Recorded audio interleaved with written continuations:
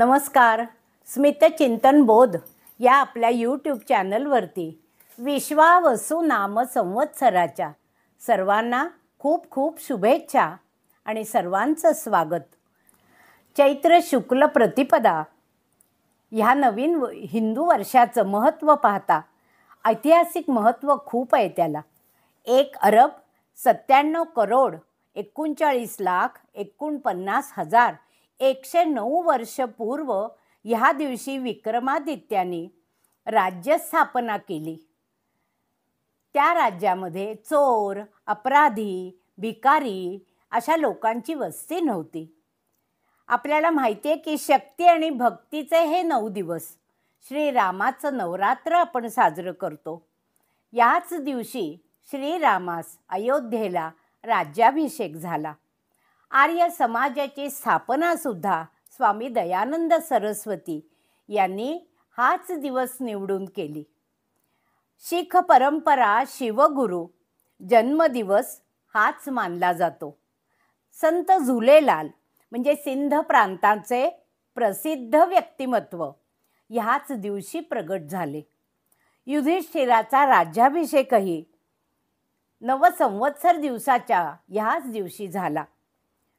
शालिवाहन शकाची सुद्धा सुरुवात प्रतिपदेलाच झाली.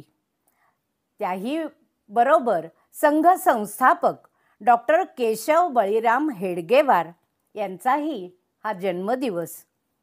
त्याचं प्राकृतिक महत्त्वसुद्धा आपल्या लक्षात येतं की वसंत ऋतूचा सगळीकडे बहर आलेला असतो. वर्ष प्रतिपदा शेतातील पीक तयार झालेलं असतं. शुभ मुहूर्तांना सुरुवात होते. नक्षत्र शुभ स्थितीत असतात आणि संवत्सराचं फलही ऐकल्याने सगळ्यांना पुण्यप्राप्ती होते. असा हा महत्त्वाचा दिवस. श्रीरामाचं हे नवरात्र आपण मानतो. श्रीरामाचं नवरात्र म्हटल्यावर रामरक्षा स्तोत्राचं महत्त्व आहे. रामरक्षा हे स्तोत्र शिवशंकरांनी बुधकौशिक ऋषींना सांगितलं आणि ते आपल्यापर्यंत लिखित स्वरूपात आलं आहे. आपण ते स्तोत्र सिद्ध करू शकतो. त्या सिद्ध करण्याच्या अनेक पद्धती आहेत. त्यामधील एक पद्धत अशी आहे, एका आसनावर रोज एका वेळेला बसून रामरक्षेचे सुरुवातीचे श्लोक म्हणायचे आणि शिरोमे राघव पातु भालम दशरथात्मजा इथपासून पादौ रामो खिलम वपू संपूर्ण माझ्या शरीराचं हे रामा तू रक्षण करावं अशी प्रार्थना आहे.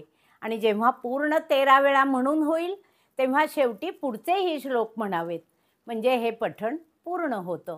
अशा पद्धतीने रामरक्षा हे स्तोत्र सिद्ध करता येतं.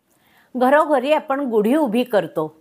गुढी उभी झाल्यावर गुढीची पूजा झाल्यावर आरती म्हणावी म्हणजे आपल्या पूजेला पूर्णता येते.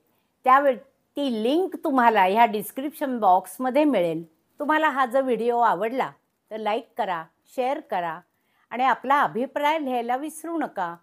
सबस्क्राईब तर तुम्ही केलंच असेल. धन्यवाद.